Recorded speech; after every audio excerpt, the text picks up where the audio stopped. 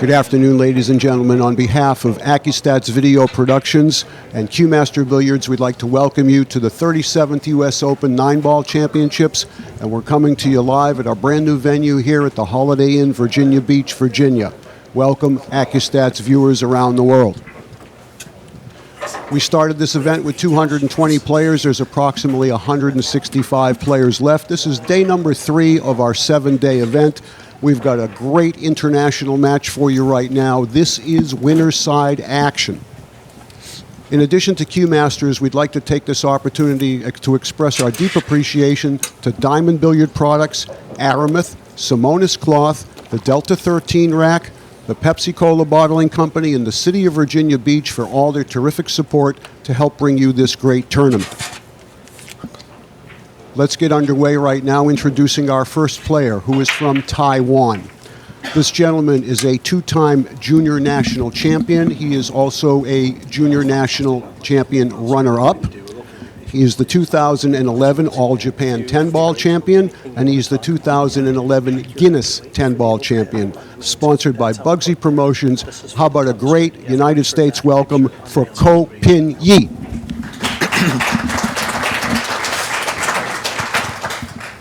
Thank you very much. And his opponent comes to us from Vigo, Spain. This gentleman is the 2005 BCA National 8-Ball Grand Master Champion. He's a former Team Europe Mosconi Cup member. He has a runner-up finish in the World Pool Masters, and he's had 2 top 3 finishes in both the World 8-Ball and the World 10-Ball Championships.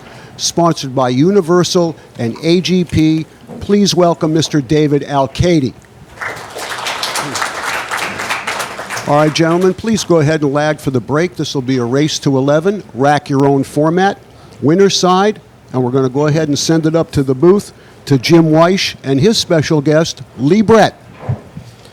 Well, very happy to be joined by a good buddy of mine and a terrific player in his own right, a coach as well. Lee, welcome to the commentary box. Welcome, Jim. Best seat in the house. Yes, we have a great view up here. Well, they call it the U.S. Open, and nothing more indicative of that than these 2 players. David Alcaide, the man in the red shirt at the table from Spain, and Ko Pin Yi, or Pin Yi Ko, depending on what side of the ocean you're from. In Asia, they like to put the surname first.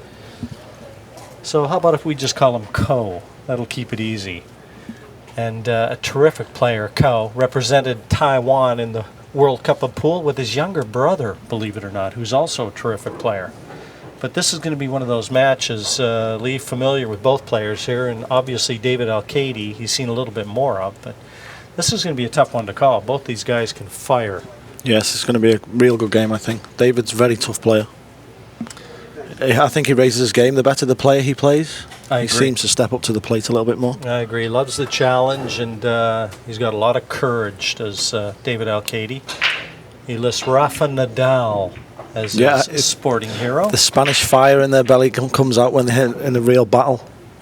So here we go. The race to 11. Winner's side action. Alcaide with the break. And you know both players will have spent some time on the table, so had a chance to weigh up where to break and the speed to try and break, but didn't really hit anything too well there. And this is a chance, if Ko can get through to that 1, to be able to knock that 3 in combination, Lee. This is an opening for Ko. Yeah, if he plays it slow enough, holds the 1 on the side rail to play it long. Just have to try and control the 1 ball here, Jim. He may nudge it and play it in the opposite side pocket. Oh no, wow, he could get completely through to the 1 ball there. And now a gilt-edged opportunity for Ko in the opening rack, and always important to secure those first few racks. Gives you a chance to settle into the match, get your nerves settled to some extent, and loosen your arm up and get it nice flowing. The break's very important. It's off in 9-ball. It's just like having a big serve in tennis or a long drive in golf.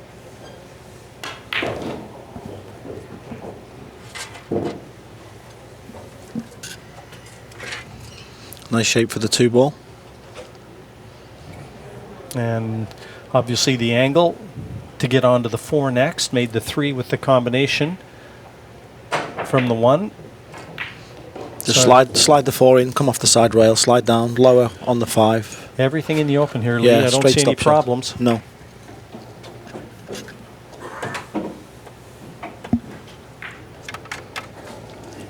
Nice controlled shot on the 4, perfect angle on the 5 ball. Just going to slide past the 6 here, probably and play the 6 in the same pocket.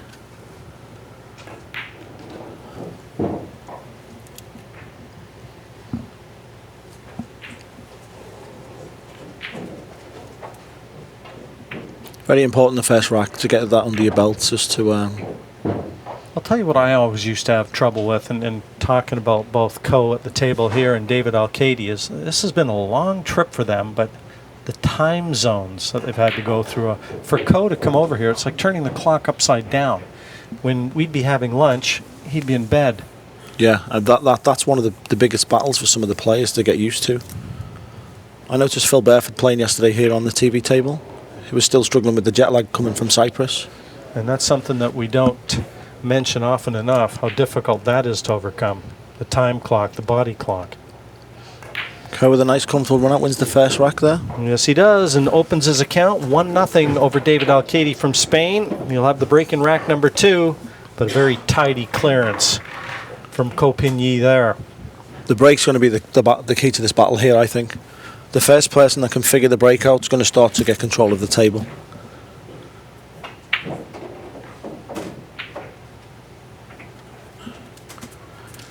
And this beautiful arena for the first time in the Holiday Inn in Virginia Beach, the ACCUSTATS arena. How do you like the new venue, Jim? It's drawing mixed reviews. I think it's more cozy for the people. It's far more intimate. The rooms are smaller. I think from a fan's perspective, a lot of the fans used to like being able to see all the tables, Lee, but here they've got to pick and choose who they want to watch and then make their way in. They've almost had to build the seating in every one of the rooms to watch the players.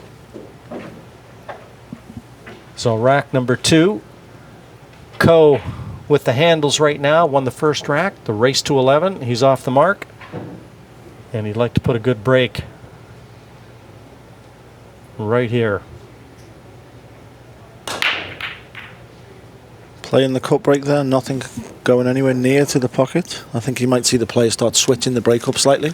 Yeah, that's the second dry break in a row. A lot of the players have been playing the cut break. Nick Vandenberg, I was commentating on his game last night, and he had the break completely worked out. Making a nice cut break, 2 balls are going in, and he was always sitting up on the 1 ball, roughly in the same area. Now, Lee, you go to the table before a match. What do you look at from a table? What would you check? The roll of the table into the side pockets like we used to do when we used to play snooker, just to see which way, if there's the ball's going to turn. Any turn, yeah. Very important. I'll tell you what Efren used to do.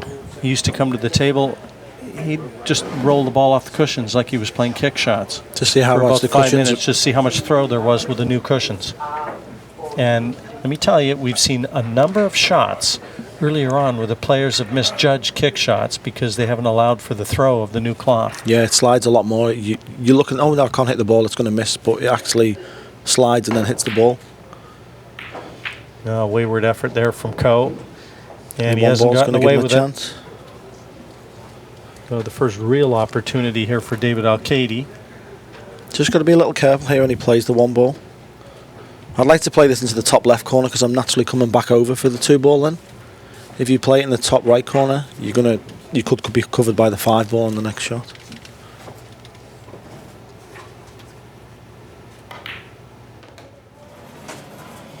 His first chance for David here. Yeah, not happy. He's looking away from the table. He's left himself a little to do. Long distance on the 2, but the 3 in close proximity to the 2. So really it's just about knocking this one in. We bumped the 6 ball out here. No, he just stunned it past the 6. Real problem this rack here is going to be the 6. Do you think he's going to play the 6-9, Karam? I'll tell you what, he may be able to move the 9 here off the 3, but he's a little unlucky to have left himself right over the 7. Now he may just flick the edge of the 9. Yeah, he tried. He missed it, and he's now got to contend himself with that 6. That's the problem ball in this rack. Just going to come and have a look for the carom. 6, flick the 6 and just knock the 9 in. As you can see on the camera view there, the 6 is slightly off the rail, so it's going to help him a lot. If it was frozen to the rail, it can be a lot more difficult.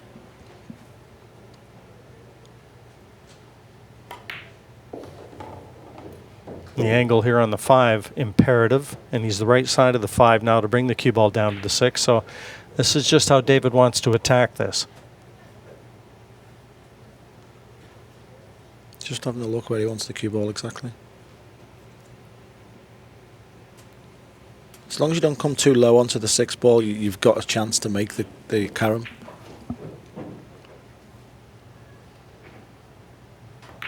Just going to use the rail, it's going to play it well. I think he's gone too high. Yeah, he has the rail. It's sprung off a little bit there. Yeah, this is a much tougher carom. He's got to avoid the double kiss. What a shot. Yeah, made it look easy. Shot. Good shot from David Alcaide there. A tricky carom, and 1-1 confirmed from our ACCUSTATS arena here at the Holiday Inn in Virginia Beach. That'll give him a little bit of confidence now. Let's get that rack on the board. You know, they always say the toughest ones to win are the first and the last, so both of these guys... I can vouch for that for the last rack the other day. Both of these guys are over the first hurdle. Yeah, you had a nice one with Ralph Souquet. 11-10, Lee. Yeah, that was a tough knocked one. Knocked Ralph over to the left-hand side. That was quite a feather in your cap, a win over the Kaiser.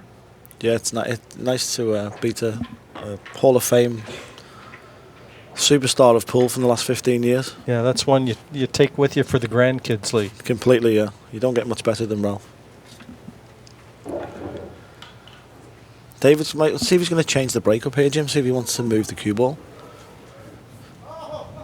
Yeah, one of the biggest problems a lot of players do, they don't keep moving the cue ball when the break's not working. They think the ball's going to start going in miraculously. I've hit it bad. David's moved over straight away, first time. Rack number 3. Beautiful break. A little bit more mustard in that break, and 3 balls go down. 3 balls down. Looks like he's got a shot at the 3 here. Tricky one. Yeah, a little back cut, and you've got to watch the side pocket here if you want to control for the 5 ball in the draw. Just got to be a little bit careful here. Again, just eyeing up the angle, looking at that spot on the object ball, the 3. And he wants the white to contact. He's drew it low and just kicked it out. He's played that well. Just made the 5 a little bit more tricky, but obviously he didn't want to get the cue ball perfect. Could scratch in the side pocket.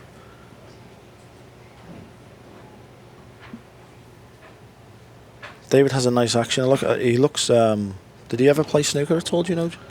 If he did, I don't know about it, but he looks like a snooker player's stance. The way he gets he's very squared to the ball, gets his chin right down on the cue. A lot of Europeans, obviously, they see the snooker on TV regularly.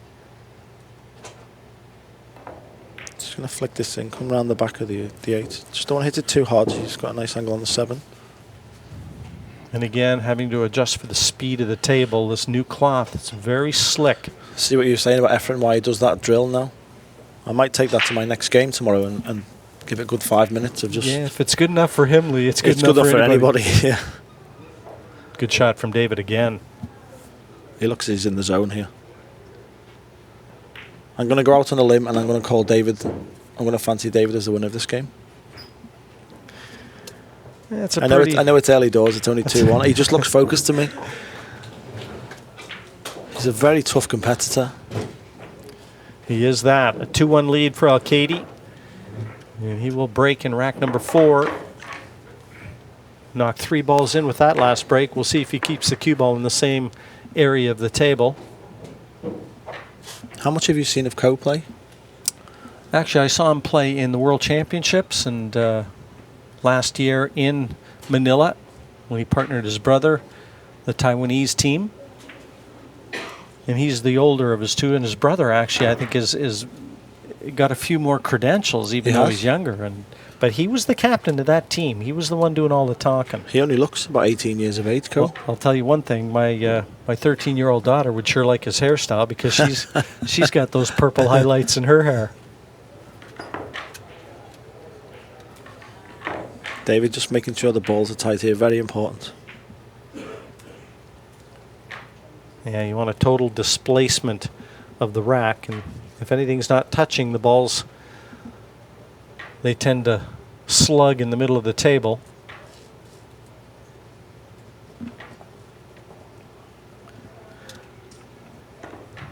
And still not happy.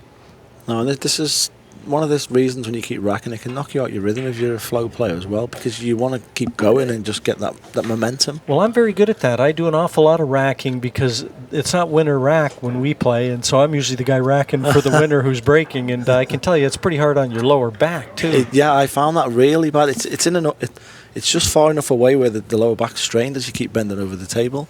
Now that one didn't look like it moved there. Yeah, he's happy with Nice that one. view there. Just slightly forward off the spot. Two gentlemen, too, both of these players. They fight hard, but Now he's total moved to the gentleman other at the side table. now. Rack Maybe number he's seen 4. something in the rack there. 2-1 his lead. One in the side made. Just needs a nice bump on the 2. Oh, that's a lovely roll for him there. 2 straight in the side. No problem with this rack here, Jim. Yeah, this is the way you'd toss him out if you were on the practice table, and Co decided to put his playing cue to the side. It's just about putting the dots together now.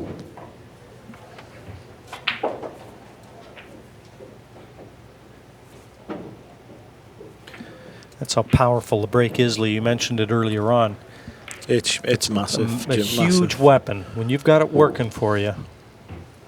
One of the companies that actually sponsor me, Break Rack, I started hitting the break rack every day, 30 minutes, 40 minutes, and all of a sudden I started learning a lot about the break, how to control the cue ball. And then once I learned how to break properly, Mario helped me a lot with how to break. Then it was, okay, I'm not racking the balls properly now.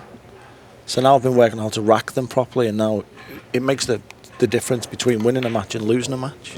It's that finer line.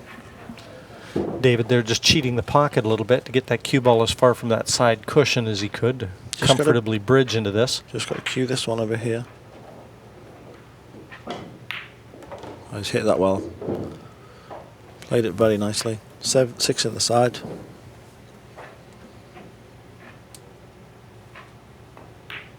I noticed the table's just starting to bobble the balls last night a little bit. The cloth's wearing in slowly. And as the balls become a little bit more used, the table becomes a little bit more worn, it's going to toughen up. Pockets aren't going to be quite as generous later in the week. Yeah, and there could be a couple of balls rattle, which is so crucial in these big matches as we go through the week. I mean, it's been pretty dry here in Virginia, no rain, and when you get that dampness too, that table can tighten up with the climate. Just a little awkward here. Shouldn't be a problem though. He's taking his time, nice and steady. It's another break and run. Dead center of the pocket, 3-1. David Alcaide starting to assert himself here in this match. A winner's bracket match here. It's day 3 at the 37th annual U.S. Open 9-Ball Championship. Players from all over the world. Taiwan, 220 in total. This is a very tough field this year. It's one of the strongest fields I've seen in this US Open for a long time. I have always said that this is the toughest tournament to win, and if anybody's looking to book their Hall of Fame credentials, if you don't have the US Open on it, that's one you're missing. That's a jewel that you need in your crown. It is a big jewel in the crown, yeah. I think this is the toughest tournament to win. And why I say that? Because it's open. Anybody can enter. You pay your money, make your way to Virginia, and may the force be with you. Rack number 5, a 3-1 lead. David breaking the same spot as the last rack. Watch for the one ball in the side pocket. Oh, it's jumped forwards, but he's made the wing ball this time. A nice little push of that one to set up nicely to the corner pocket, but the 2 coming over to the left-hand cushion could cause David a little problem. Yeah, I think he may have to play a carom onto the 5 ball here. Another option, obviously, is the bank. I think he's just looking at the carom. Been successful with the last 3 breaks, but he's going to have to do something pretty special here if he's going to run out from this break.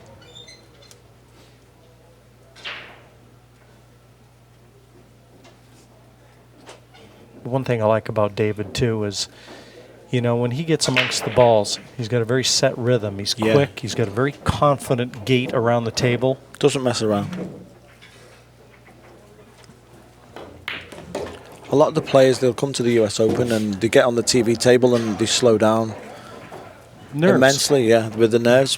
And then they have a chance and they still keep playing slowly, and it's not their natural game. And tough combination here.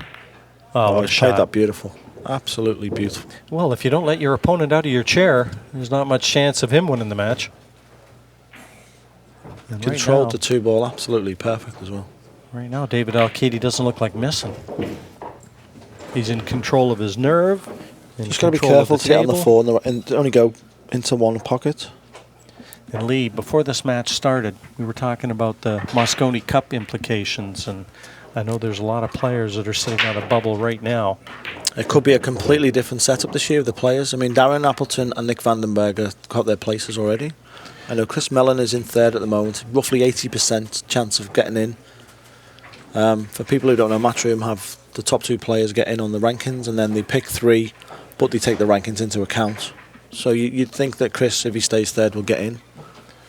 Yeah, you've got players like Nick Vandenberg who are in attendance here, and guys like Daryl Peach, Mark Gray. Oh, an unfortunate miss there from David. Yeah, and that one. Wow, this could cost him here. If he's left Ko a chance to get around from the 4 to the 6, I don't know whether he's got any angle here. No, if he does, it's just off me. angle. So he's going to have to show us a little magic to I get think he might just have to here. take what he gets here, Jim. Just roll the 4 in and take the cut on the 6. And that's one thing that's characteristic with a lot of the Asian players. They don't try and force the game.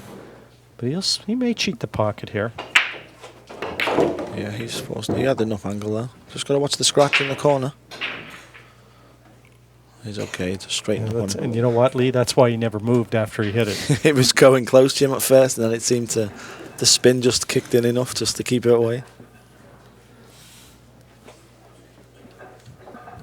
And important that he punishes Alcaide for that miss, too. That was an unforced error from the Spanish star. Yeah, that could be a big game. A turning point of the match already. The 4-1 break. 3-2, you may not get another shot and you could be behind 4-3. This is close to the side, too. Oof. Oh, he's looking a little nervous. That one he knew wasn't in the side pocket. He was standing right in line. But 3-2 in favor of David Alcaide, but it'll be Ko with the break in rack number 6. We'll see if he can slot a couple racks together and get himself back in front. We talk about the Moscone rankings. There's quite a few new players this year. Jasmine's brother, Albin Ushan. Albin, and he's in with a shout too, isn't he? Yeah, he lost in the finals of the last Euro Tour. Yeah. He's already won a Euro Tour this year. He's jumped right up the rankings there now. Yeah, a lot of, I think whoever makes the European team, I think you might see some new faces this year. But you've got the mainstays, obviously the Ralph Souquets, the Mika Immonens, Niels Fayen. They're all here. Yeah, do you think some of them may not get in the team this year? Or they might want to keep them in there because they can't have them all. Can't have them all there. Here we go. Rack number 6. 3-2 in favor of Katie and just Ko needs to get a with good the break break here. Just watch the 2 wing balls. Well, he's not breaking as well as Alcaide, that's for darn sure. He caught that slightly thin there and he came off the side of the rack and the wing balls went short and the one went long past the side. Ko's broken twice and dry both times. Problem for David, the 2 balls not sitting too pretty here. He's just looking at it, will it go past the 7?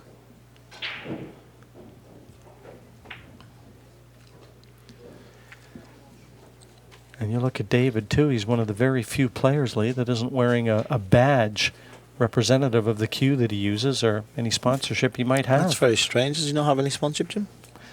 Such a great player. He's definitely a player that you'll see winning things, and he just needs to get his name out there a little bit more. Maybe he doesn't need the sponsorship. He lost last year in the US Open 10-ball final. He won the Grandmaster 8 ball in Vegas this year. He's a great player. And everybody in Europe, they know about David. And he has played on the Mosconi Cup before. That's a nice bank there. Not sure what type of angle he has. I think he has enough to draw this back and get between the 9 and the 4. Yeah, and I just had a quick look, and the 5 doesn't go into the corner he's looking at for the 3. So yeah, now he's looking top pocket. It's a little tricky still. He is. He's going to have to leave himself the right angle on the 4, though. Doesn't want to land too straight on this. That's a nice angle there. So the game plan here to drop behind the 5, play it into the top corner pocket. Just left of this first diamond right here. Where he's looking here.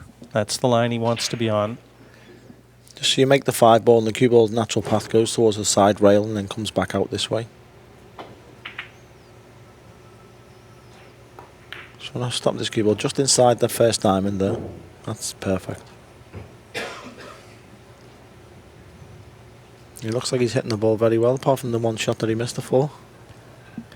Yeah, it only cost him the 1 rack. I find pool, coming from a snooker background, I know you've played a lot of snooker as well, Lee, but pool, you have to be psychologically a little tougher because a miss here, there's no guarantee you get back to the table. Exactly. I played at last week in Louisiana, and Israel wrote a broken man 7 racks. I just had to sit and watch. Helpless. Yeah.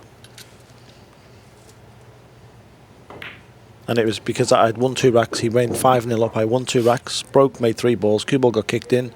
I didn't get another shot. And there's not a thing you can do. It's a different mental toughness to snooker. It can be a lot tougher mentally on the players because there's so many great players. I think that's why the Asians have a little advantage from a psychological perspective because they don't punish themselves. They don't beat themselves up.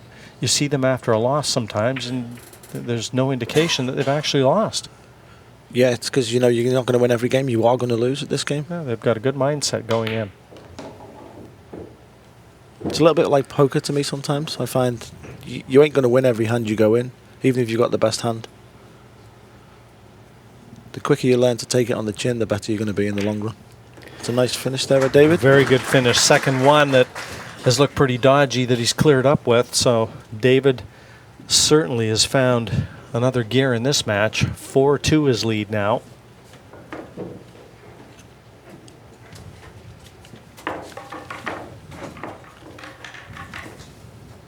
The key to the match is definitely the break. It's when you're sitting in your chair and you've just lost the rack, you broke dry, and then the other guy runs out. You're literally just sitting there hoping that if they make a ball, they've got no shot on the 2 or whatever the next ball is, or they break dry, so you get a chance again to come back and try and start controlling the game again.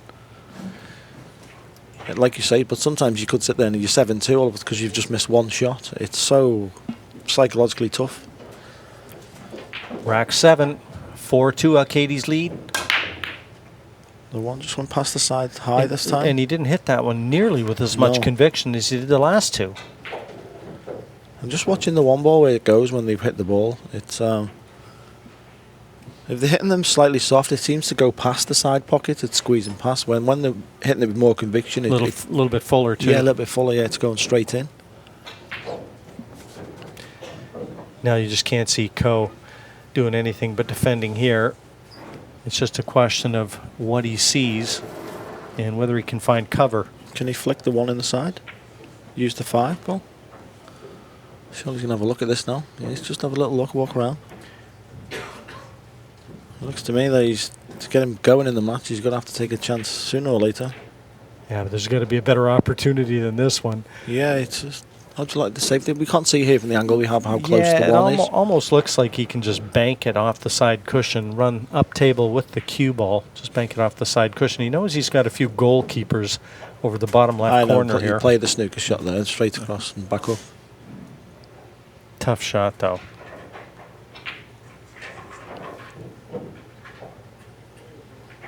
I like the one that you suggested, Jim.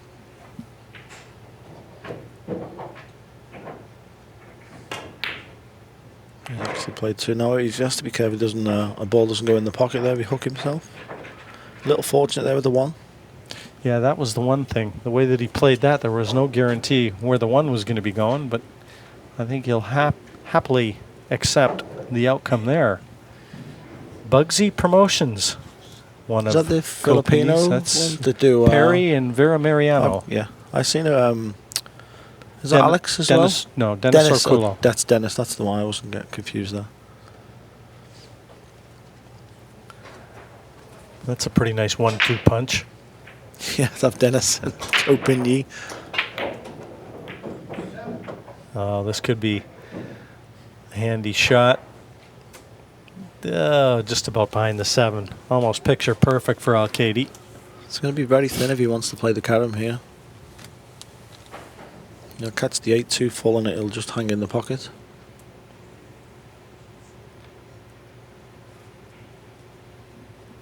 Lots of inside English if you want to play this real thin. No, he just...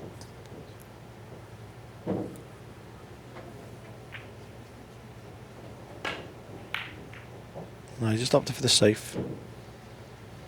Just be careful here. He's left David a shot at the 1.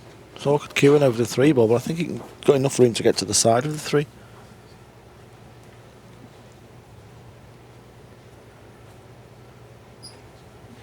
Just a quick look to settle himself. That's one thing about pool and playing at the professional level here. You never want to be between two minds. You know, when you get down, make sure you're committed to exactly what you're doing.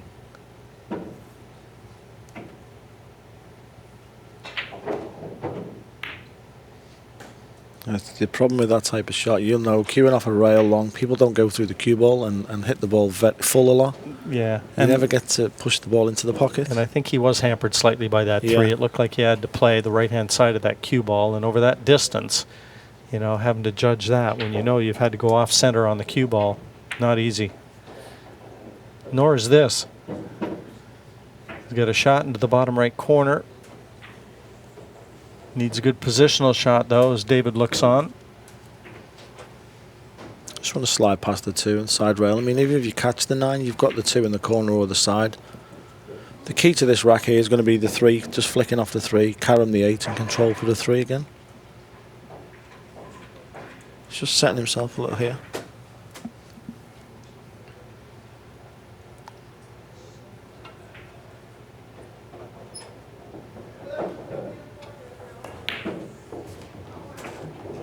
Wiped its feet slowly there. So he wants to be in a good position to play that carom from the 3, knocking in the 8 here, and that's what he's looking at. But he's got to get the cue ball back down, or at least anywhere around the head spot, really, would be ideal. Maybe even just a touch below it. Doesn't want to come too straight tonight. I think he's okay. Jim's going to bounce off quite a bit off this bottom rail here. Yeah, actually, this looks perfect. Just slightly below the head spot. Couldn't have placed that one any better, really. I think you have to play this really slowly here. You don't want that 3 ball to start wandering anywhere too high. Very slow and play the 3 to the other corner. Yeah. There we go. A little off. He's actually missed it. It's double kissed. Double kissed. He caught it too thick. 3 was frozen to the rail, so obviously it squeezed it back off. And you know something? He never did come and have a look at the 3, did he? No, he didn't. So he didn't really give the shot the attention it deserved. We call that a schoolboy error when we in England. David's played a nice control shot there. Very well played. We were just talking last week, Ray Hansen from does one of the streams, he was mentioning that a lot of the great players actually just come and have a look sometimes and walk around where they want the cue ball, and that's one of them things there. Just check if it's frozen or not.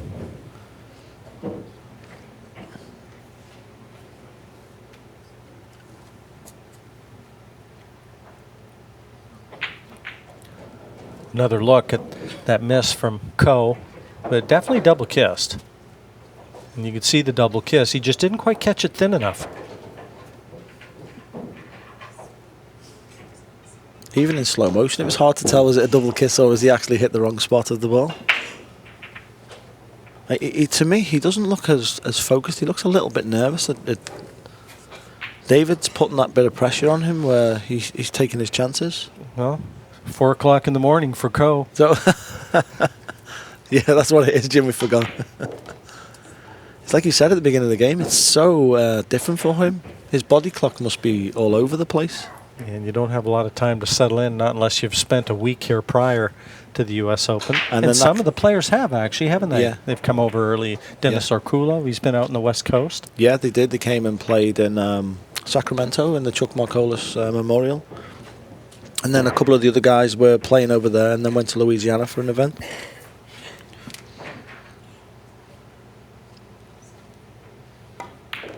But some of the other Asian players, like you say, the Taiwan players, they must have only flown over earlier this week.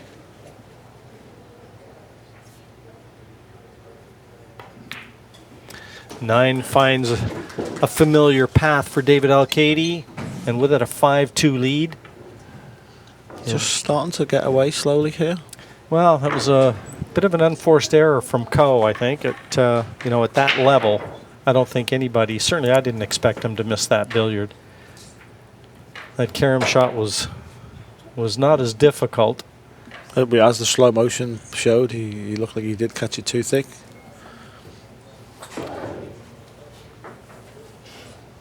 Well, we'll have one more look at that shot that Ko missed. See if it Super does double slow-mo. kiss. No, he didn't double kiss. He just hit it bad by the looks of that. Nah, I think he double He kissed. did. I'm going with the double kiss. Alcaide 5-2 in front, and another dry break. Yes, look at the cue ball as well on this cut break. Yeah, I'm sticking with my first thought. My first instinct was he actually double kissed. He didn't check.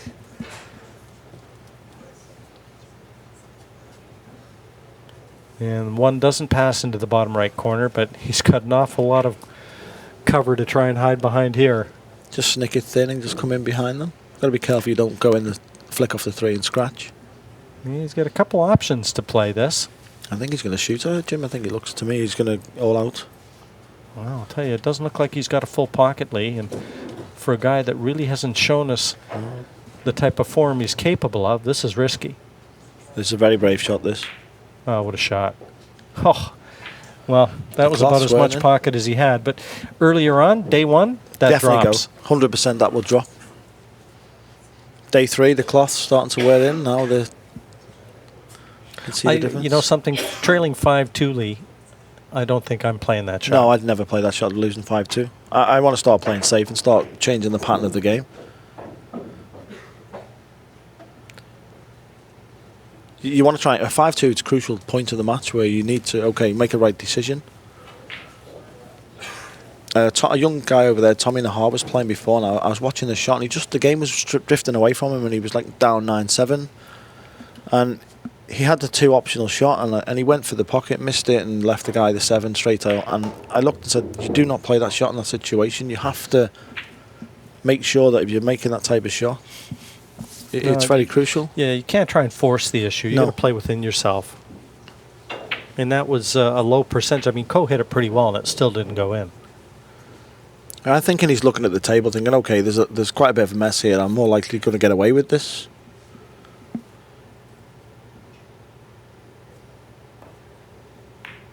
Nice shot by David there, well controlled. Well, he needs a bit of angle here. The 5 doesn't pass the 8 into the corner. Yeah, it's not straightforward, the run out. And if he's dead straight, he might have no choice but to play the combination. Yeah, he's just having a look, Jim. You think you're right here. He has another option where he can draw it back. Yeah, deep and come round 2 angles. Deep draw and try and get behind the 5 into either the side or the corner that he's playing this for. No, he's actually playing for the combo. There's a big shot coming up here, 5-2. Yeah, but he's right behind it and looking right down the barrel of this.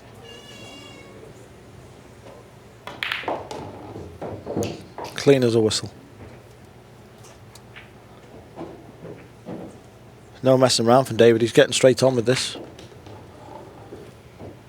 And again, I like that. It shows confidence and sends a message to your opponent that, I'm here to do business. Well, you know what they say. You're supposed to play like it means nothing when it means everything. Yeah. So you don't think what you're doing, you just play naturally. Just got to draw past the side.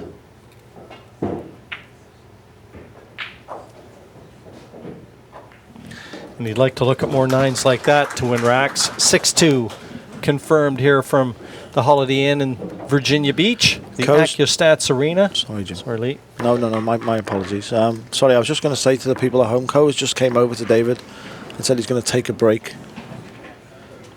And to be honest, a gentlemanly gesture from David Alcaide, because he owns the table right now. Yeah, so he has the right to say, no, we have to wait till your shot.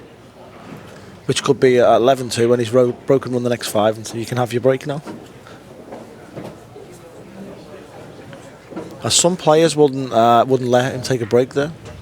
Well, and just to give everyone an idea of what a high-powered match this is, you look around the arena and you see the likes of former World 9-Ball champion Daryl Peach and Moscone Cup member Mark Gray sat watching, and Phil Burford sitting next to them. Phil Burford is there as well. Mario Mora, John's dad on the other side, got 5th in the 10 in Stone Classic. Yeah, you see a few named players, and Pete Fleming has graced us with his appearance. John Mora over there. Yeah, great matchup this one, Alcaide and Ko Pigny, or Pigny Ko, depending on what side of the ocean you live on. There's on the camera showing us Phil Burford there with Daryl Peach sitting next to Phil him. Burford just signing a deal with OBQs just recently here, and I'll tell you, Burford's a terrific player. Terrific young player, 21 years 21 of age. years of age. He's been around forever. He's only 21. When I was looking at him, I thought the guy's got like a 26-inch waist. Does he live outside the gym? He's actually training to do triathlons at the moment. I'm not surprised. He looked pretty healthy. That's a big part of the game that people don't realise. One of the things that helped me in my matches lately, I've been training a lot, and I've lost 15, 20 pounds, and I've started training every day, and it's making a huge difference to my game. The long sessions, I mean, I do a lot of work with Alex Pagalayan, and a lot of people may or may not know, and every time I talk to Alex, wherever in the world he is, I ask him if he's eating good, sleeping good. Is he working out? You got to get your rest, and you've got to look after yourself. You come to these events, they're 7 days, and they're grueling. Sean Wilkie So there. you really need to look after yourself. Be Yeah, it's very health conscious. Very important. The top players nowadays are trained, and they understand that you have to be an athlete. Doesn't matter how much talent you have if you don't put the effort in and look after your body as well. Some of the sponsors gracing our ACCUSTATS arena here, nickvarner.com, Q's and Cases, Diamond Billiards, one of the stables in professional pool. These beautiful diamond tables. And here we go. David Alcaide enjoying a 6-2 advantage, rack number 9. He's just pushed that one a little bit more there. He squeezed the one into the side pocket. Went to the other side of the table as well. But that's the good news. Lee, I'll let you tell him the bad news. The bad news is the 6s came in the way, and he's going to... I can't see him playing the combination here, Jim. At 6-2 lead, you don't want to start giving the guy a chance to come back at you when you've got a bit of a gap. And he's got a pretty easy safety here. You know, kind of a snooker safety, Yeah, side rail, side rail. Yeah. Straight back round, yeah. Cue ball just comes straight back up by the 8. Just having a little look, and maybe you might want to bank this round the back of the 3 and the 9 and follow the cue ball round. Yeah, that brings the 5 into play though on the left-hand cushion. I don't like that shot. It's too you catch it full and it comes out and leaves you. Yeah, weigh up his options here, David. And now he is looking at the combination, Lee. I'd be very surprised. This is a lot like Ko's shot in the last. You know, it's high risk. Well, he looked at it, grimaced. Now he's got straight down.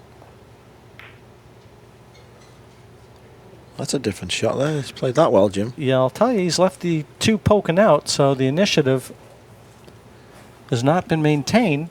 Because Ko can get through to this. I think he rushed that shot a little there. I think he didn't think of his options and decide on which was the best option. Well, coming from a snooker background, I'm always looking at distance as well, and that's not always the best option in pool, is it? No, it's not, but I found that when you're playing a tough game and you put a bit of pressure on your opponents, stick him under the gun a bit and put him right on the top rail. It's like, okay then, there's your chance. And he gets down and misses it, and you get a chance. You run the table again on him, and that can be intimidating for some players because he keeps leaving me, but I'm missing the long ones. It'd be nice if we had the shot percentage like on the snooker with the long shot percentage and safety percentage and pot success and things like that. Well, the one thing in David Alcaide's favor is, given the side of the two that Ko is looking at, he's really got no cover that he can run towards with the white. Just snick it into the rail and put the cue ball up in this top left corner. Force David to play a combination if he wants to. Oh, he's okay, he could flick it round the back. Cue ball in up behind the 7, that's a good shot. Yeah, did I say he had no cover? What a shot that was. Played, missed the 4, the pink 4 on the right-hand cushion. That was a great effort, that shot. That was far from easy. It's very well controlled, the pace of the shot where he brought the 2 into the... It was always going to be safe where he's sticking the 2 ball. Yeah, David having a look. He can get through to this off the bottom cushion as we look. The other option is off the side cushion. That's a tougher hit. See if the table slides here. Yeah, he's just a containing safety. He's just giving the initiative back to Ko here with the control of the control of the table.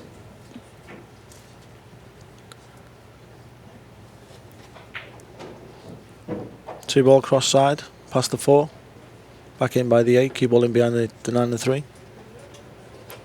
I think that's exactly what Ko is going to be doing. He could even flick the 2 into the 5 and just spin the cue ball back behind the 3 and the 9. That's another good option. Always going to be safe this way. Or he's gone for the bank. He's going to sell out again here. Yeah, he obviously doesn't feel like getting into any tactical exchanges with David Alcaide. No, it's late for him. It's 4 o'clock in the morning. He looks like he wants to go to bed. Yeah, another surprising shot from Ko there. He just doesn't want to fight it out at all.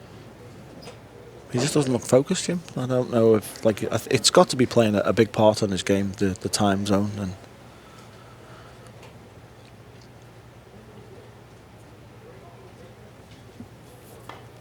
it's nicely controlled by David there. Just a little tricky this with the 9. He's trying to get an angle on the 4 so he can just come back across for the 5. May use the 9 as a stopper, and I'll just use the spin across. Doesn't want to come too straight on this. A little too close. Yeah, I didn't like the way he played that. I'd rather leave a tougher 4 ball and just float the 4 in naturally on the 5 then. You know something, do you think it would have been better advised, or David would have been better advised to just float the 3 in and have just left himself the long 4? Yeah, just stop where the 9 was and use it as a stopper. He certainly would have been on the line. He would have had the angle he wanted. Yeah, natural angle. You just got to make sure the 4 ball then, and then the rack's there for you to take. The table's not playing that tough at the moment. The pockets are taking the balls pretty easily. As long as you have the right pace, obviously. So, them tougher shots are not as tough at the moment. And the obvious safety is just a thin hit on the 4, just letting it trundle in behind the 9 and over to the other side cushion with the cue ball. But the way David's looking at this... Cross side bank? Well, he's a lot like Ko. It just seems like he's always looking at the aggressive option. Sometimes that can be the downfall of losing a match. You've gone 2 attacking. Well, when you're 6-2 in front... Yeah, you protect your lead, yeah. The other player's got it to do. There we go. He's having a little look now. He's thinking a bit more. Yeah, maybe trying to get the Stick 4 down in behind the 8. Cue ball long. Oh, he's actually banked it in the corner. It's just left him in. That was a strange shot there. Not sure. I'm really not sure. I think he tried to there. bank the 4 short and then he'd come back in behind the 8 and use the 9 as a blocker. But it's a very dangerous shot. You've always got a huge window to leave a shot for your opponent. He's got a tiny window to get that safe there.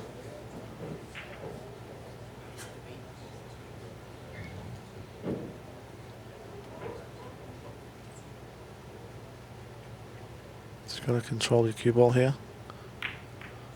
Oh, it's a great shot. Oh, it just drifted in behind the 7. He's unlucky. He is very unlucky. That was a good shot, and I don't think he can get through to this 5 enough to be able to make it. Has David flown over from... Oh, he would have been playing in Cyprus as well, so maybe he's still jet-lagged a little bit. And yeah, that's an 8-hour time change from Cyprus to here on the East Coast. I know they had a long flight. It was the 18 hours or something because they had to have 2 stops on the way. Yeah, I was talking to a couple of the British lads that came from Cyprus, Daryl and Mark and Chris Melling. They basically living out of their suitcase, cue in hand. Trying to jump over the edge of the 7 here. Tough shot. Yeah, this is a tough shot.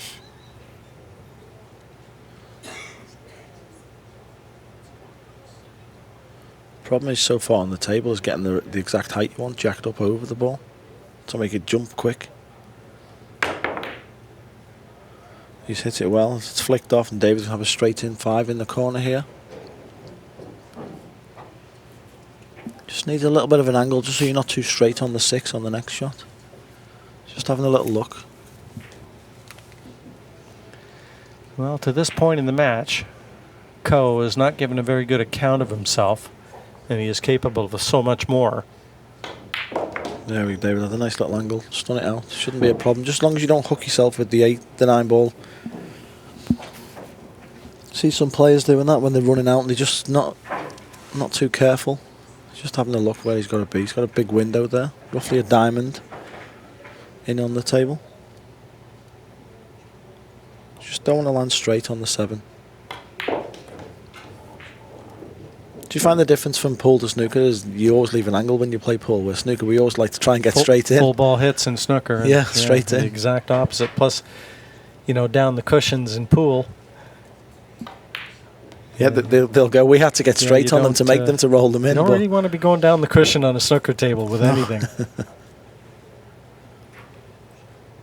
Just going to draw this out for the side pocket for the 9. It's going to make it 7-2 to David Alcaide here. And 7-2 it is. A comfortable lead.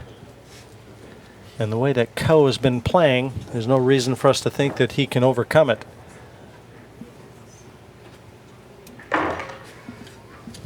The jump shot that Ko played there, again, a sign that he's really taking the aggressive path. He hit it pretty good, but I think he was just the 7 ball was hampering him so much just to get over enough to get the angle to make the 5 ball. That's the type of shot, Lee, that if you gave Ko 10 tries at it, he might get 3, maybe 4 of them. Yeah. So obviously a low percentage. If he couldn't even hit the 5 at all, then obviously the safety is if you can flick the edge of the 5. He wins all the prizes for the hairdo here this week for me. Did you not tell him there wasn't a competition for that this week? Rack number 10. Well, you're not in the competition. No. Rack number 10. A guy just asked me, he said, you actually have hair? I tried to explain to him, I cut my hair off because I'm going grey. Once I turn 40, then I'm going to accept it. I have 2 more years to get used to that. I should get on that train. Yeah. Nice break from David there. Everything in the open. And he just looks like he's going to flow here. Just come down, stop shot on the 3, 4 in the side. Just got to make sure, a little tricky on the 7 ball. Got to be careful there. It's in the most awkward spot on the table.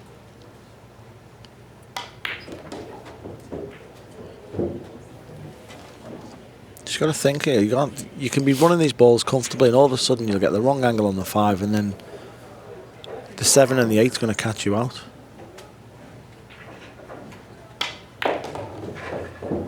I don't think the 7 will actually go on the side Jim here, so he's going to have to maybe come above the 7 and play it past the 9. Yeah, if he just floats this in off the side cushion, he'll leave the angle on the 5. Yeah, he'll be perfect. Bring the cue ball over to the right edge. Perfect angle. Yeah, just below the 7. Play it to the pocket you just suggested, Lee. Just doesn't want to get straight on this. Just want a slight little bit of angle. A couple of inches off the rail, be perfect.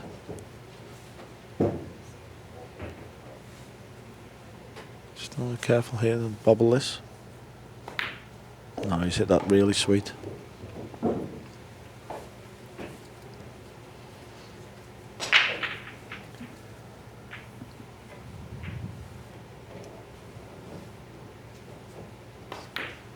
Now Katie's 3rd break and run out of the match. And when he's had the handles, he's done his utmost to keep Ko in his chair. And the lead increases 8-2. Very surprising, I have to say. I expected this to be a very close match. That was a quick run out as well. There was no stopping him there. It's like he's in the World Speed Pool Championships. I couldn't get my words out then. First day with the new lips, Lee. That's how it is. No, he doesn't mess around. He's a very impressive player when he's playing well. You know, and you see a lot of emotion. You know, you watch, you know, any other Spanish sporting stars you may watch. Nadal certainly comes to mind. I mean, he shows emotion on the tennis court. David rarely shows emotion. But I'd wager if you got to the final and won this, you'd see a little. And the way he's playing, yes, without it takes some stopping. I'll tell you, he's one of the players that can actually win this title. 8-2 his lead. Wing ball straight in. Yep. Kiss on the one. He's going to play it long here. He's going to have a shot on it. I think he's going to have to play it past the 9 here if he wants to get on the 2. If he takes it into the other corner, he's going to have no shot on the 2 ball. I'd like to try and go into the 8 ball here and hopefully just something will develop. Yeah, maybe exactly what David's thinking, the way he was cueing there. And one thing about it, if he missed the 1 and took the cue ball into the 8. He's got the chance of the hook as well. 2-way shot.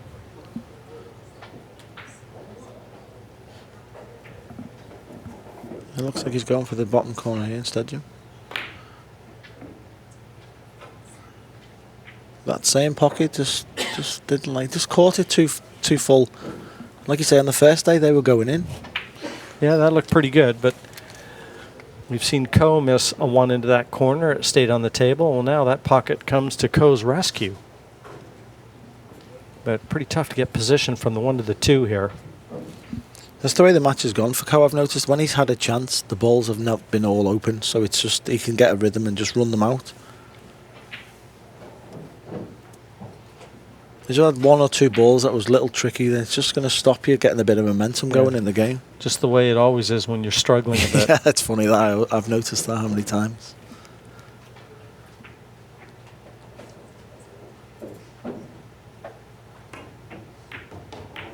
Well, he's hit the 5. He's going to hit the 6, hit the 8, and then land on the 2. That's a great shot there. Didn't see that one, Jim, did you? Just like the book said. Yeah, how about that? That wasn't the conventional way to position from the 1 to the 2, but Ko will gratefully accept it. Still needs another good shot. Yeah, the 4 won't go past the 9. Unless you want to come and play a combo. But there's one thing about 9 ball. You never really throw in the towel because when you've got the break, you can string racks together. Let's control that very well. A little tricky for the 5 as well. The 5's not sitting beautiful. Draw up here. 5 in the side. Looking at the line here between the 4 and the 6, that's the perfect line you want to get on. Just inside that 6 ball. I don't like going this way. This is very dangerous. And that's what happens. Oh, he's got lucky in the wind.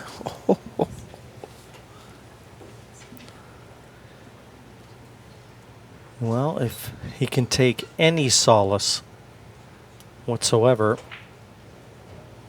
to this point in the match, the break he just got there could keep him alive. He's having this could be the turning point, a couple of rolls he's getting.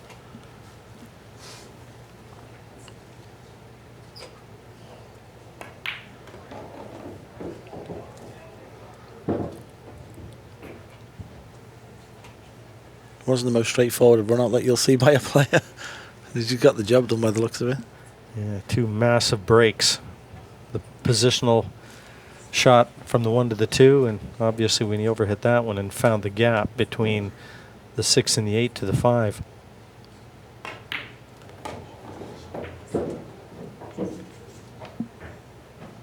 Yeah, when you're young and all you want to do is play pool for a living, it's easy. Those breaks are expected. But this is a much needed rack win for Ko. And if he's going to have any chance in this match, he's got to start making some hay while the sun shines. 8-3 still in favor of David Alcaide, but Ko will have the break in rack number 12.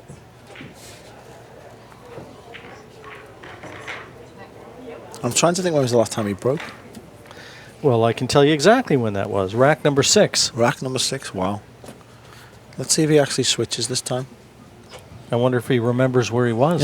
It's been such a long time in the chair.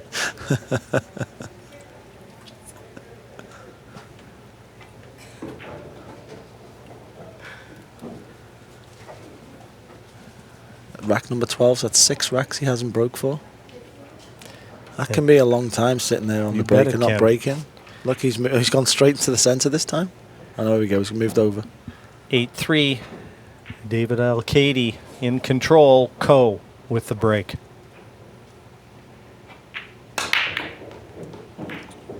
It was much better. I think it was slightly fortunate that the cue ball looked to me it was going to go straight in the side pocket. Yeah, I agree, Lee. That cue ball was headed straight to the side pocket, and little doubt that Ko will be looking at the combination here, 1 to the 2. I mean, he's shot tougher ones than this.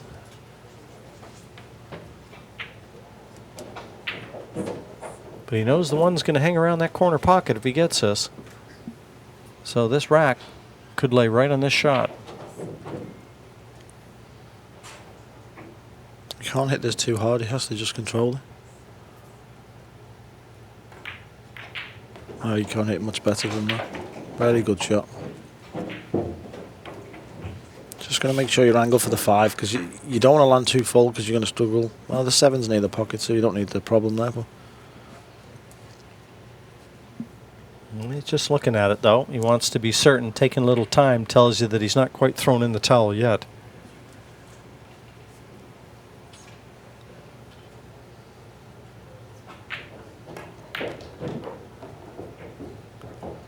I don't like that at all. No, and you know something, Lee? For me, this is just a premium of time that he spent at the table. He just doesn't have the speed down. He's definitely out of sorts at the moment. I mean, he could have just played that slow, drew it back a couple of inches, flicked the 3 and naturally come off the side rail, slide down for the 5. You don't have to do nothing for the 7 ball.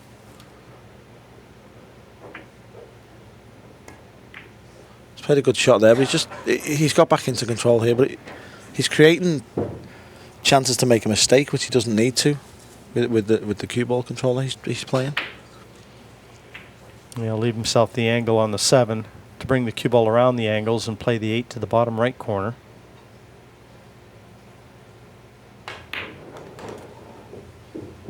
This is a positional shot for people watching at home that wonder how to play these shots. You always want to leave an angle where you can come 3 rails in on the ball.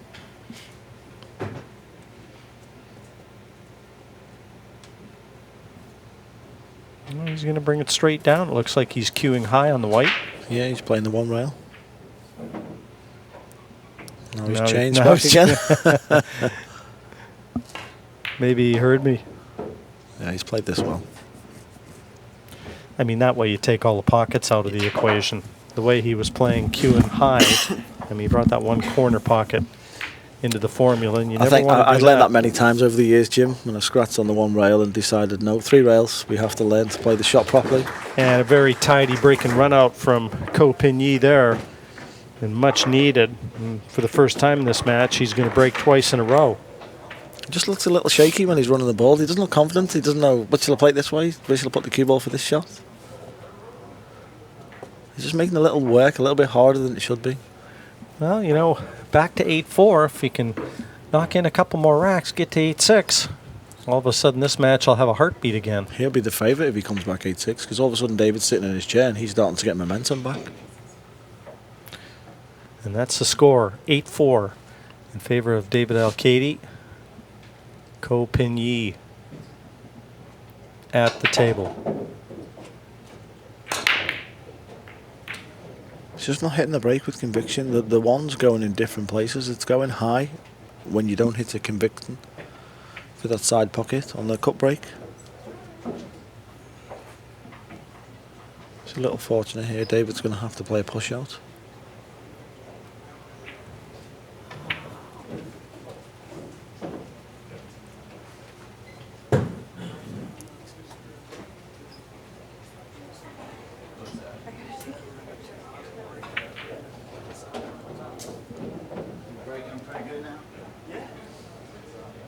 Just looking at where he can lay that cue ball.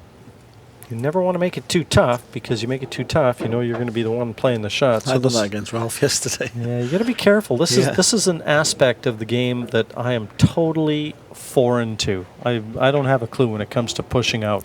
One of the best players at pushing the balls out, in my opinion, is Raj. He always plays a push and ties balls up. So he's like, well, okay, then I'll create another problem for them if they do have a chance to make a shot. Yeah, so your opponent at least can't win in one visit. I had the same problem against Ralph. I had the one ball was near the top left corner, and if I push to the side rail, I leave him the bank. The two's over the side pocket, so he's going to have to get no shape to get on it. If I put him long, he's straight in on it, and I tried for a jump, and then got too close to the ball. So now now I'm put back in an awkward position. Yeah, Ko took a little bit of a lengthy look at that, but you always felt like he was going to bring David back. Always looking at drawing in behind the 5 here. Used the 2 as a blocker. Playing it. So that was very dangerous from this angle. Tough shot to control that there. Well, Ko has extracted the mistake, and yet another chance to try and keep David Alcaide in that chair for a lengthy period. All of a sudden you win a couple of racks and your opponent comes back in after he's run 3 racks. Now he can't make a ball and he's playing a few bad shots.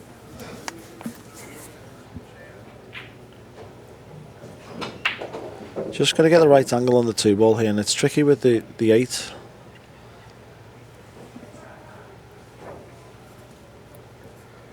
Just got to run it forward slightly.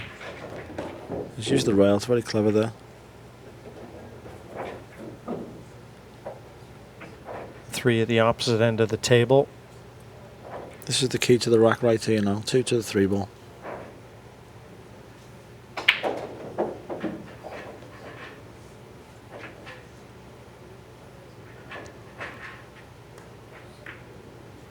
Just hit that very well. Got a nice angle on the 3 now.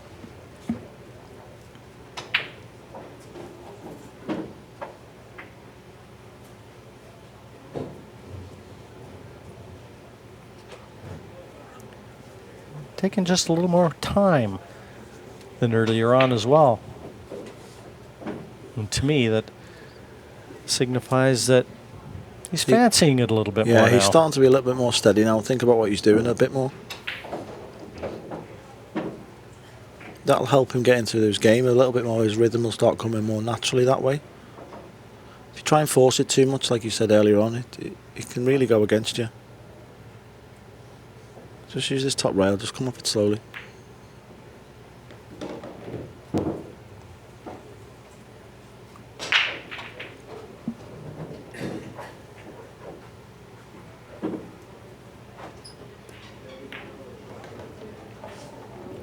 This match was originally scheduled for late last night, but Corey Deuel, Keith Bennett clash overran slightly, so they rebooted this one.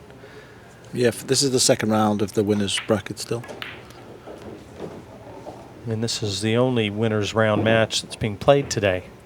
Yeah, we have a nice day off. A few of the English guys going to play golf. Everyone on the right-hand side of the draw can hit the driving range. Corey Deuel was trying to get me on the driving range earlier. He's out with Carl Boys, I think. I was going to have none of it. Matching up.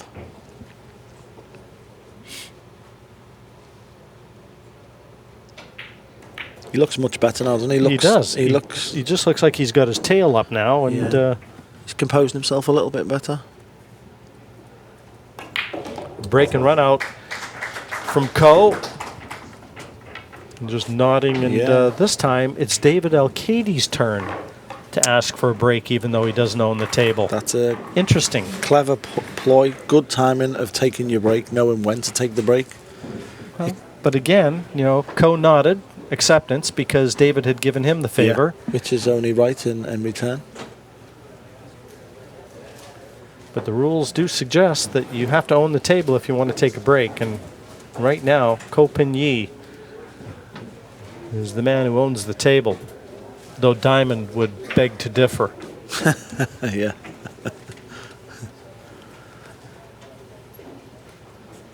So Lee, what's next? What's next for you after this event? We have a big, small bar table tournament in white diamonds, but the Calcutta goes between $60,000 and $100,000. 60. So It's going to be obviously huge Calcutta this year, 60 and 100 grand. just in the Calcutta alone. Dennis is going to be playing in this one. He's noticeably absent. Dennis Orculo or Hatch? Dennis Okulo. Okulo. But Dennis Hatch is noticeably absent from No, this somebody year's. was telling me he couldn't come because he has to get so many hours in at work for his yearly bonus. Ah, okay. So it was work commitments. As you say, a lot of people don't realise that some of the pool players actually have jobs to fund their... But Dennis is one of those players, as far as the Americans are concerned. He could have gotten the Moscone. He's Now he can't. he's definitely in the... Yeah, he was in the hunt, wasn't he? He was really close. He's in the formula for sure, Dennis Hatch, and opting out of this. I mean, for Europe, it's good that Dennis doesn't play because he's one of the guys who rises to the occasion and gets his team going. Yeah, and he's popular with the fans, too. Especially when he goes to the York Hall, the fans have got someone to pick on, trying to wind him up a little. But yeah, he's definitely a dangerous player in regards to playing in the Moscone Cup. Well, Ko just sitting in his chair, surrounded right now with thoughts of how to keep momentum going, even though his opponents tried to break it. And there's confirmation of your score, 8-5. He's won the last 3 racks, is Ko. And David Alcaide makes his way back into the ACCUSTATS arena. So There we go, rack just 14. a quick washroom break. And rack number 14, 8-5 Alcaide's lead. And from Taiwan, Ko Pin-Yi settles into the break.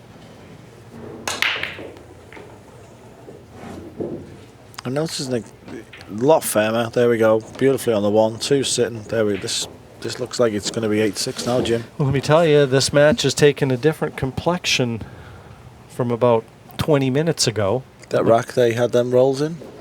3 kisses off 3 balls to get on the 2 ball. And then play for the window for the 5. Lee, we said at the time, this is, you start getting rolls like that and, things can turn, and they have. It's like the pool gods are saying, okay, this is your chance, can you take it?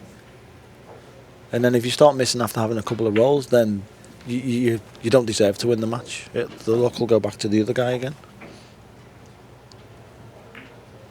It's very well controlled there. Just missed the 6 ball. He's hitting the ball a lot better now. More controlled. And you get the feeling that the risks that he was taking earlier in the match, when it looked like he was just throwing caution to the wind, I don't think he'd be taking those same risks at this point. He's 4 shots away from getting back to 8-6. And with the break, this is anybody's match now.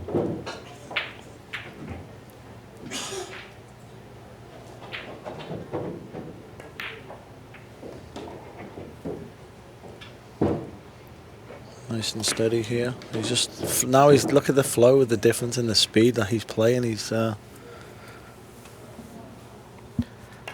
he's got the look of a confident player now. Another one goes to 8-6. Taiwan, 8-6. And all of a sudden, Ko is starting to get pretty comfortable with that Delta 13 rack. And a different look on the face of David Alcaide. Possibly concern. He was up 8-3. He was up 8-3 at That's one point. It's a big He lead, was up 8-3. 8-2 at one point. Wow. Ko has won the last 4. 8-2, you need 3 for the match. Now all of a sudden you're looking at 8-6. David really hasn't had a chance though, to be honest, from 8-2. I think he made one mistake and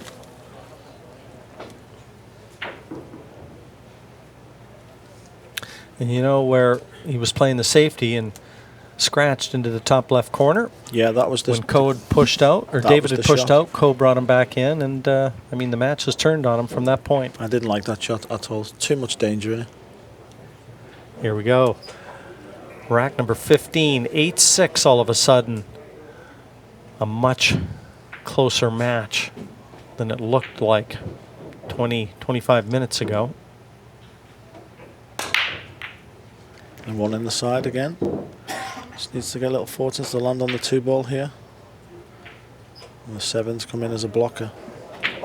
Yeah, you saw Ko just trying to lean and get that 2 out into the middle of the table, a little body English, and it's going to be nothing but defense here. Maybe you can sneak this in behind the 7 and just come down underneath the 9 ball. Just have to be a little careful. Yeah, probably as easy as anything else. It's just that with the 5 ball up table and the 8, it's blocking the path a little, coming into it as well. And where the 7 is, he could probably raise the back end of his cue and play the 2 into the 7 as he's shown here and draw the cue ball off that side cushion and down in behind the 5 and the 8. I think that's what he's going to opt for. I mean, it's going to be a little tricky this because the 4 and the 6 ball are going to be blocking him, and depending on where the cue ball is. For 1 rail, he's going to be out leaving a 2 rail kick if he plays this right here.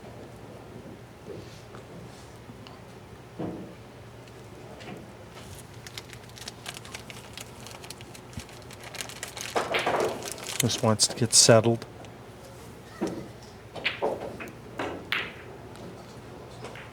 Oh, he certainly didn't want that.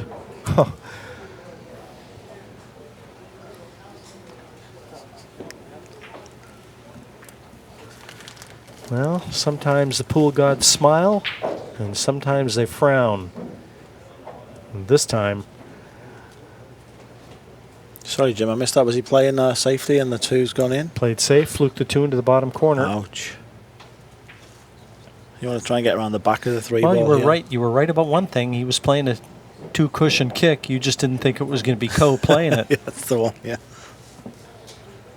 2 rail kick here at the back of the 3.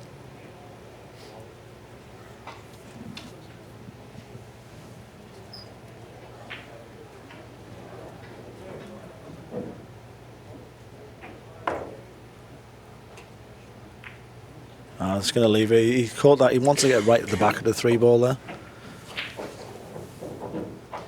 And there's no rail there after he's hit that. Shot here, David. Yeah, and the tide turns again. Let's have one more look. It was a nice escape, but got to hit a cushion after contact. Here's the safety shot where the 2's gone in the corner. And that was the one that cost Ko. Yeah, that's the one that got him in the hook when he hooked himself. And you can see him turn away with disgust when he sees that 2 drop into the corner because he knows he got the cue ball where he wanted it. Shot here, Jim. Played a 3 off the rail, bumped the 6 ball, hold for the 4 because the 6. No, just when I look at it again, I think that he's probably going to come up on the 5 and for the 6 in the side. But if you don't get the right angle on the 5 ball, it's better to get that 6 away because the 7's blocking it. Not a bad idea, Lee. You know, looking at it, not a bad idea at all. I made an out against Ralph yesterday, which was I had a problem ball, and I played a ball and nudged the 9 out the way. Now the 6 would go past it. The 7 would go past it. 6 in the side, straight past it. The only shot here, and we'll see if we can draw this for you. Get a chance. The only shot is to play the cue ball back in this direction. Play the 6 to the side. And you had to miss the 8. But again, what you had described, Lee, that sounded pretty good to me too. You were always going to be on the 4. You couldn't hook yourself with the 7 ball. It was natural. I mean, he's got the job done this way. It's just, there was something I noticed. It was just that. Then where you're on the 4, you're going to play the 4 and come bottom rail, side rail, and come back out for the 5, where you're naturally on the angle to get back down.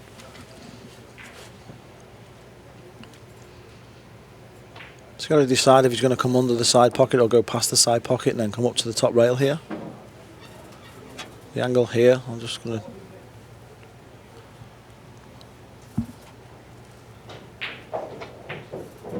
Yeah, I don't think he's going to worry about getting too close. I think he's just going to go... Oh, he's gone inside. Let's go to watch the 9 ball. Yeah, that was risky. Very dangerous. Wow. That was about the last thing I thought he was going to do.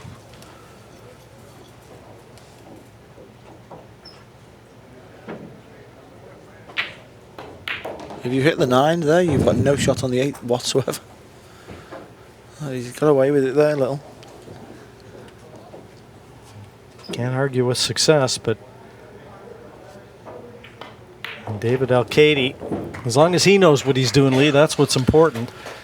But Yeah, sliding that ninth bead over, that's all he cared about. Yeah, that's all that matters is sinking that 9-ball. 9-6. Alcaide back at the table. That's where the pool gods have just swung into David's favour again there when Cope and Lee, great hook. Fluke the 2. Yeah. And that brought Alcaide out of his chair. This is a huge rack here. If you can break and run this and go 10-6, you've got 5 chances to win the match.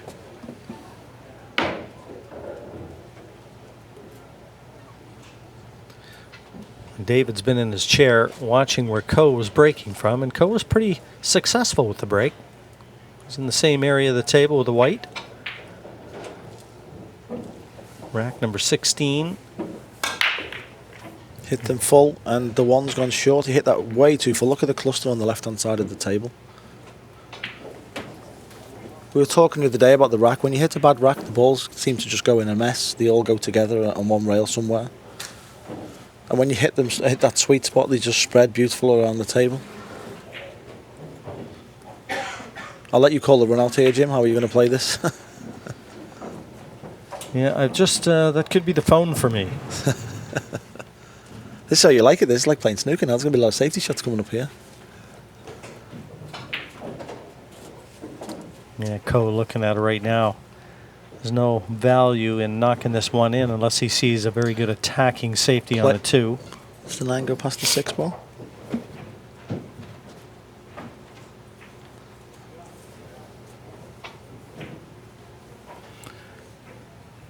You can play the 1 into the 2 and make the 1 in the side, but you'd have to hit it real hard because the 2 is just past the side pocket.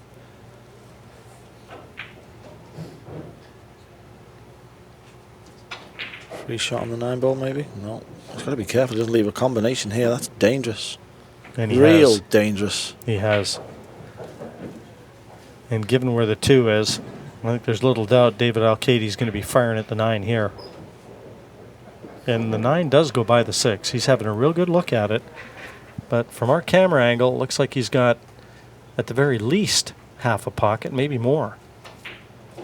Tension all pockets here. If he plays it such a way, the 1's only going to drift into the side rail as well, so he can play it.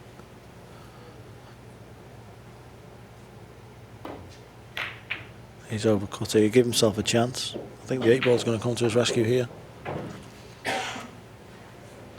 Yes, it is. Just taps the table, acknowledging a good roll and apologizing to Ko. But I think Ko's quite happy to come back to the table irregardless. And this is an easy kick, and one that a player at this level should be able to kick with some idea of control. Kick the 1 back up table and spin the cue ball in behind the 4 and the 6 ball. Yeah, look to contact that 1 ball on the left-hand side as we look.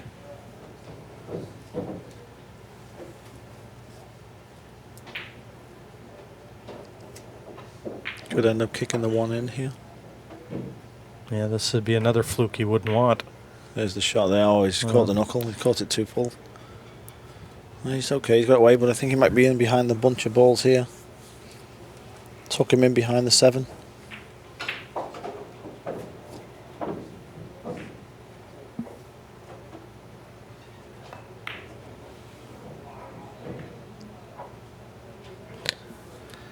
Well, this is interesting. I mean, there's a mess of colors just near the cue ball. And obviously, that's the insurance policy for Ko right now. Just has to be careful though, Jim, because he can end up getting on 3 fouls here. When you think, oh, it's okay, he's not going to run out, all of a sudden you're on 2 and you're thinking, I've got to hit this now.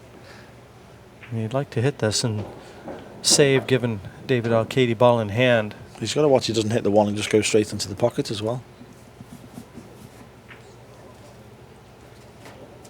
Just going to straighten this up slightly here. Straightened up too much.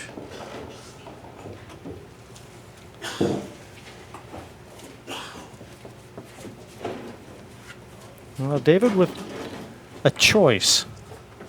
You know, he can attack from here because with ball in hand, he can get right behind that 2. You can go into the 5 ball here as well and hold for the 2 still, top pocket, and open them up. Follow the 2 in, the 3's in the corner.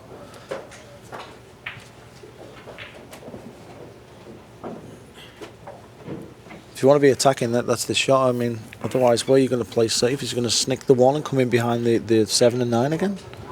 Slide over the spot.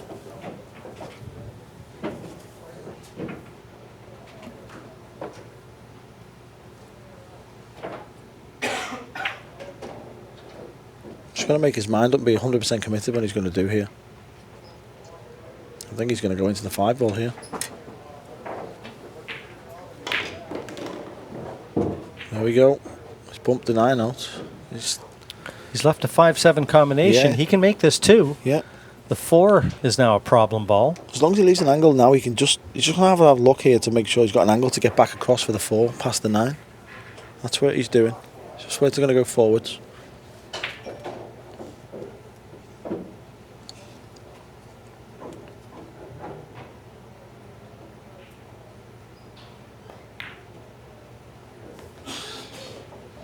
Nice shot there, natural angle now. Yeah, this is the shot. This is the shot of the rack right here. If he Yeah. lands on the 4, as I said, that 5 does offer a combination to the 7. Lands on the 4, he's close to his work for the 5 and the 7 when he draws back. Makes the combination a lot easier. He's just gone a little too far here, Jim. And the 5's going to hook him. Ouch, ouch. That's a tough one. Yeah, and this is a tough hit. A very tough hit. If he hits that 3 inches harder, he bumps the 5 out maybe, leaves it past the 7, he's on the 4. 2 inches short, he can play the 4 and come round for the combo. Yeah, he's just had a look, because he may be good value here to just try and tie the 5 up with the 7. Yeah, look to see if the 4 goes, whether or not given ball in hand would afford Code the chance to open the 5 up. Just got to watch he doesn't slide off the rail. There, you see the kick out. Yeah, that was a good hit. It was a real good hit. You see the cue ball come down the table, and all of a sudden it started sliding out, and he just held his line just enough. I think David's going to be snookered when he comes to the table again, though. But won't be any tougher than the one he just hit. Well, I say that. I mean, if Ko can get that cue ball right up in behind the 5, just use the 7 to snuggle in behind the 5. Yeah, that's the shot. It could be a little tougher. Just brush the 7 and then naturally just slide in behind the 5.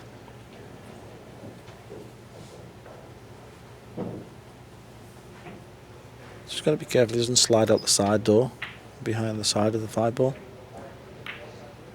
Use the 7 and then just hook up to it. There we go. That's a beautiful shot. And he's still left the 7 in a spot where a 5-7 combination still very likely. Looking at a 3-rail kick here. 3 cushion billiard players would be loving this shot now.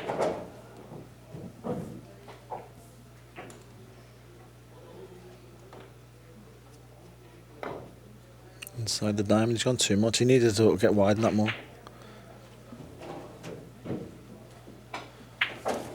Ko with cue ball in hand can get the exact position he wants for the combination for the 5 and the 7 here.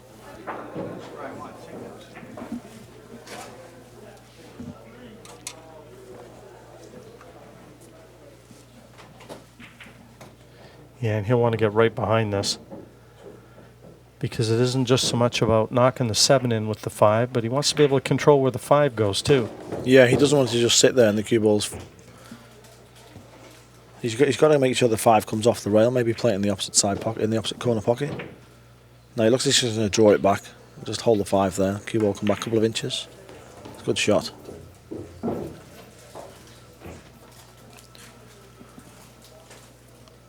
Ko with a chance to make it 9-7. I think a real good chance to make it 9-7.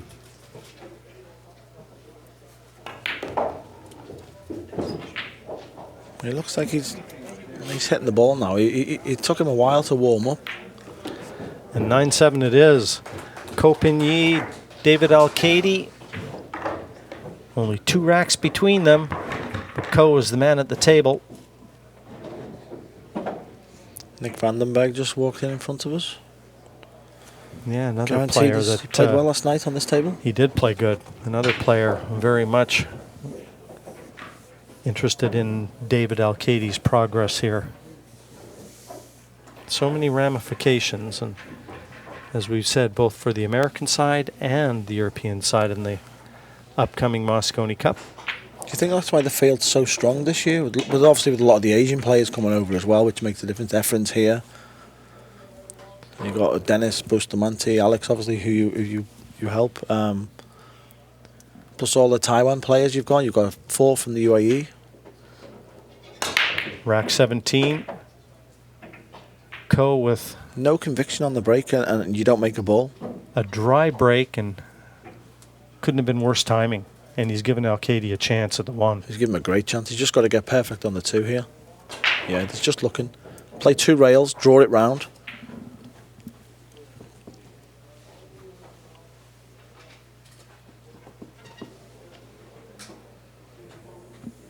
I think the European players have gotten so much stronger over the last 10 years. I was talking to a gentleman last night, and you know, I have done the very first Moscone Cup, and I can tell you, I've been there since day 1. You've seen everything then. But I've also seen when Europe had no chance playing against the Americans. A lot of the players they were picking were some of the snooker players who obviously disadvantaged. They can make the balls, but then there's the different side to the game. But boy, the tide has turned over the last few years, and now the Europeans, and I went on record and said that I thought that Europe could probably field 3 Moscone Cup teams that would be competitive. I think you're right. I mean, you look at the team that's possible this year. Players who we wouldn't have think could be in the team. Not a very good positional shot from Alcaide there. A little unlucky just to catch the 9 with the cue ball, and it's taken him out of position. And Thin snick, use the 8 ball. but everything was there. Just lost snick it control. in. He's got a nice window here. 7 and the 5 is a big blocking window. Wants to get it over more. Can do with the cue ball rolling a couple more inches just to cover it. I think he can get the edge of the 3 ball here, Jim. Yeah, it's close. Very close. Yeah, you were saying about the team, like your 3 teams. Like, the Euro Tour is so strong in depth, the standard. The latest winner of the Euro Tour, a young guy from Albania, Nick Malaj, real good player. Well, how about the World Masters? 2 Polish players in the final. Unbelievable. The standard of the game over there was unbelievable. A lot of the Eastern European countries, I've noticed, have really taken to the game, and it's still very poor countries in the Eastern Europe. So some of them are maybe thinking, okay, this may be a chance to try and, like the Filipinos many years ago, to make some money of a way out sort of thing. Now Ko kicking at this off the side cushion. Obviously didn't feel like he could get through to the edge of the 3. Just going to go 2 rails. That's a nice shot. Yeah, Oh, the cue ball's gone. Straight in the top corner. Yeah, very unlucky. He caught that just the way he wanted to. I think he just hit it a little too hard. It wasn't controlled kick. With the way the tables are running, at the pace of the table, you don't need to hit the ball as hard. It'll do the work for you.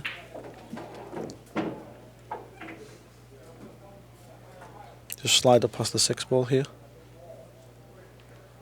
Drop the 4 in, natural angle to just stun up for the 6 past the 9.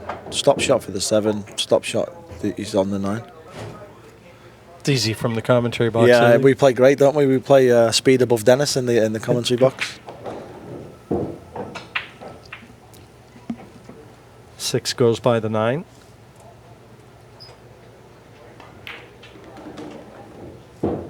Yeah, he hit that into the right-hand side of that He didn't side catch that pocket. too well at all. So, I mean, he kind of looked away in disgust there, but this is pretty straightforward. I think what he wanted there, he wanted to stop the 6, so he's naturally coming up off the 7, off the side rail for the 8.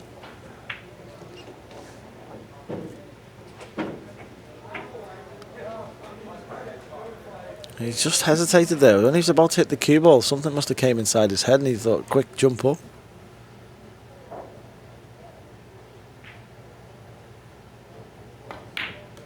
Yeah, good lesson for all our amateur players at home. He's going to be on the side rail here. This is what happens when you start This is all the same when I was playing Ralph. I'm running out the balls, and all of a sudden things start making it trickier and trickier, and it doesn't get any easier.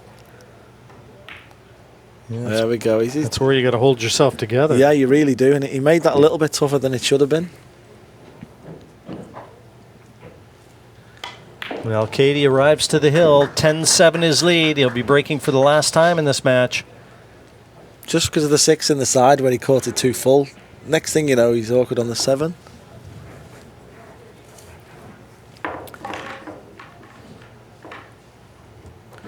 An unfortunate break from Ko here. Kicking off 2 cushions at the 3. As you said, Lee, just a little heavy. He was slightly unlucky. If you look at that, it just bent round the 7 ball. If he flicks the 7, he's going to be okay there. And a chance to seal the deal now, David Alcaide.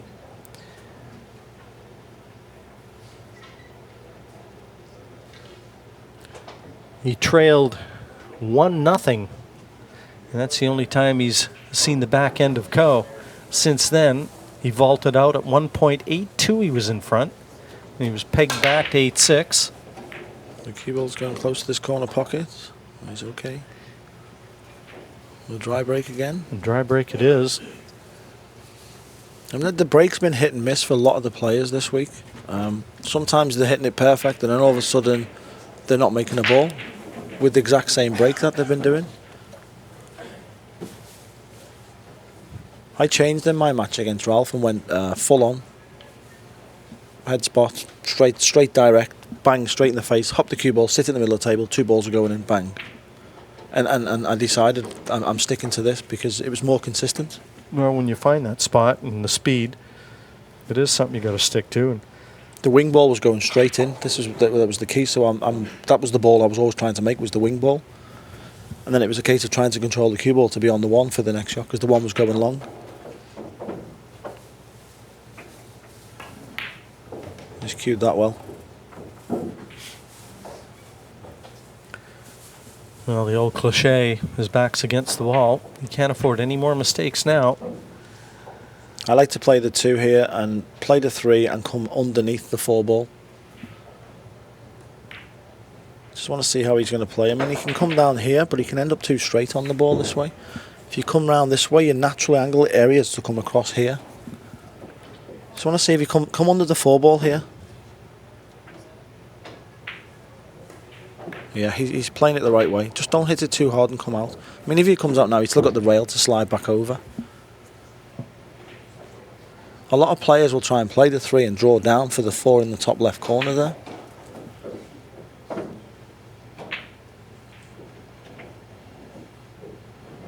He's just blowing his cheeks out a little. He's just got to compose himself. Might draw it round, 3 rails.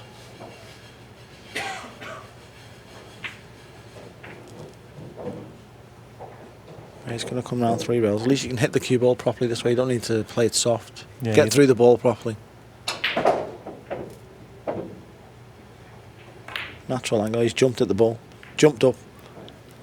Didn't stay down. Didn't get through the ball. This could be it. It should be it. Yeah, I heard Fat Lady start singing in the background over there. Everything in the open. And Ko might well have played his last shot in the winner's bracket here. He's going to have to fight his way through the left-hand side of the draw. He's got to be careful there. That was close. Yeah, and I'll tell you, I'm not sure he's got the angle here. He might have to force this a bit. Well, he's okay. Just could make it. He was a little fortunate there. Oh, he's come too straight on the 6. This is not nearly as straightforward as it could have been. This is me against Suke yesterday. It reminded me of.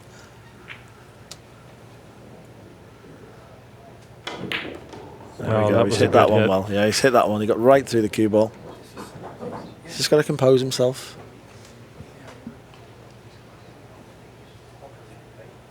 Watching David play over the years, he's one player that he does hit the finish line in full stride. He does know how to close out a match, and looks like closing this one out. And this is a good confidence-boosting win for him. This is a huge boost and win for him. Concession comes, 11-7, David Alcaide over Ko Pin Yi. A good win for the Spanish star. He stays in the winner's bracket. Ko, on the other hand, going to have to fight through on the left-hand side of the draw.